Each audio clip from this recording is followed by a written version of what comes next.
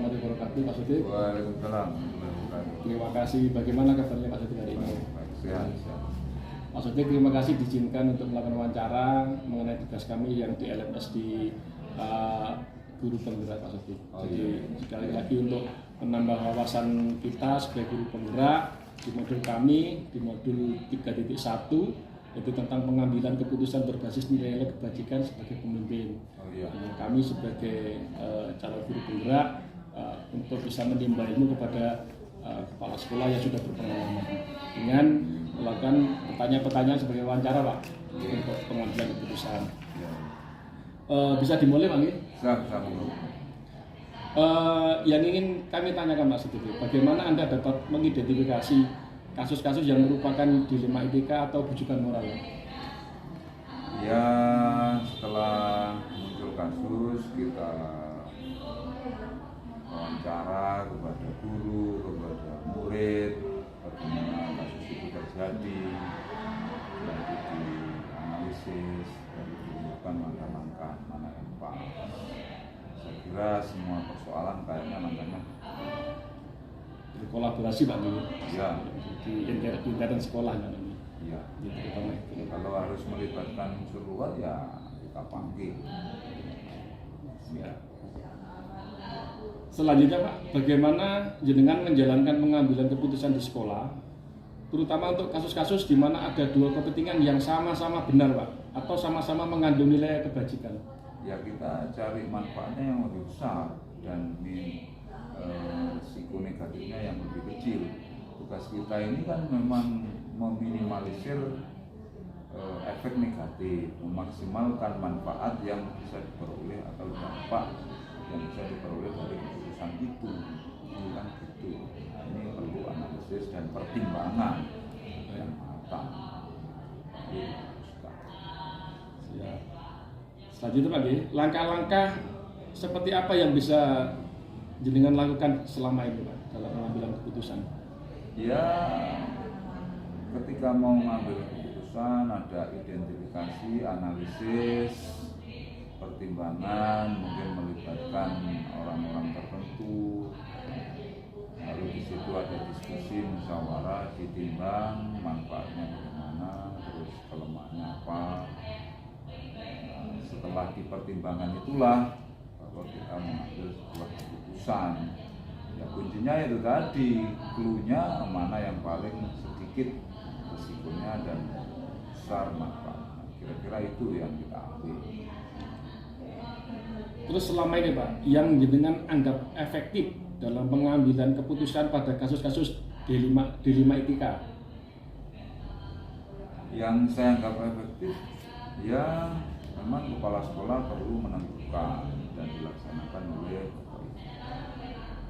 Jadi setelah saya mempertimbangkan keuntungan kerugiannya, mudarat manfaatnya, saya putuskan, kemudian dilaksanakan oleh guru dan saya pantau sejauh mana pelaksanaannya dan kendala-kendala yang mungkin muncul itu apa, kemudian juga kita tentukan solusi berikutnya.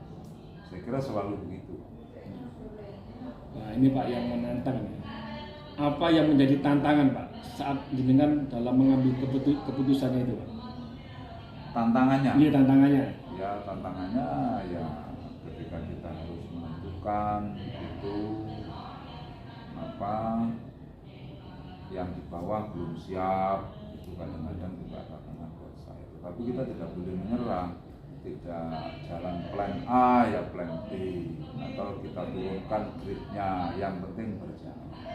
Karena tidak semua Bapak Ibu guru kadang-kadang siap ketika ada masalah, tapi harus kita bimbing, harus kita berdayakan, mungkin dengan cara pendampingan. Yang penting secara bertahap kompetensi Bapak Ibu guru ini meningkat. Baik. Tentang penjadwalan, apakah dalam mengatasi masalah itu ada terjadwal khusus atau spontanitas, Pak? Ya namanya masalah kan datangnya juga tidak ada jadwal, kadang kan muncul begitu saja. Tetapi ketika masalah-masalah umum yang sudah rutin ya kita jadwal. masalah yang insidental yang muncul sewaktu-waktu ya kita kan nggak bisa.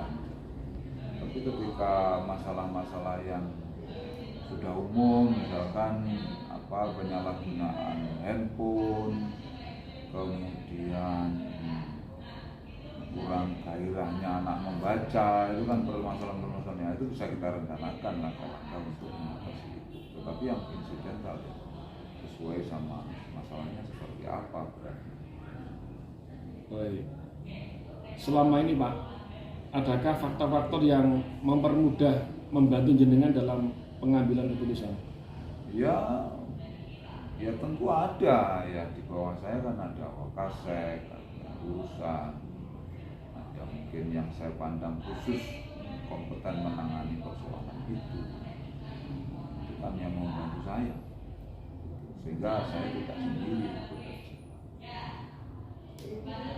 Terakhir Pak, kasus apa yang pernah jenengan ambil yang bisa kami jadikan pelajaran dalam pengambilan keputusan terhadap sebuah kasus? Ya, antara lain kasus pergaulan bebas yang sudah lewat batas. Itu kita melibatkan banyak unsur, ya unsur wali muridnya, unsur BK, Bapak Ibu wali kelas.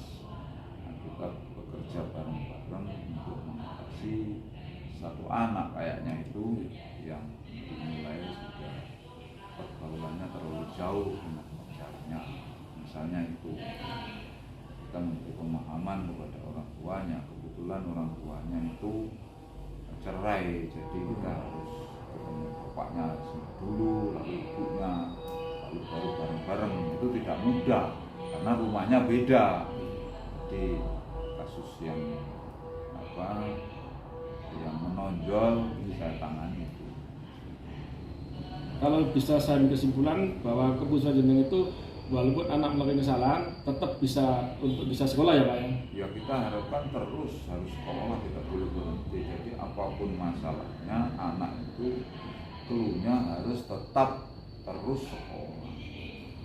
Tidak ada karena persoalan lalu anak dihentikan sekolahnya, itu justru keliru.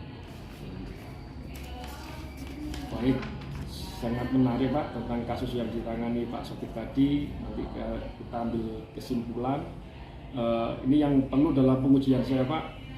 Yang saya simpulkan di sini kasusnya juga sudah tidak ada yang melanggar dalam uji regulasi, juga tidak ada uji intuisi, juga tidak ada. Dan yang terakhir Pak, jika keputusan Pak Sotik ini dipublikasikan, apa merasa nyaman dengan tindakan tadi? Ya nyaman, nggak monggo. Jadi itu Pak ya. Jadi sekali lagi terima kasih Pak Sotik atas kasus yang disampaikan, membuat kami menjadikan pencerahan untuk kami di kemudian hari. Sama-sama. Terima kasih Pak Sotik. Terima kasih. Assalamualaikum warahmatullahi wabarakatuh. Selamat bekerja ya. Terima kasih Pak Sotik.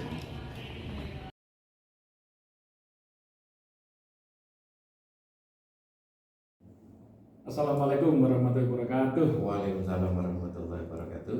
Terima kasih Pak Dadiri. Hari ini saya diberi kesempatan untuk bisa melakukan wawancara untuk memenuhi tugas kami Pak sebagai calon guru penggerak angkatan ke-7 dengan materi di paket modul 3 itu pemimpin pembelajaran dalam pengembangan sekolah, dan di alur modul 31 itu pengambilan keputusan berbasis nilai-nilai kebajikan sebagai pemimpin.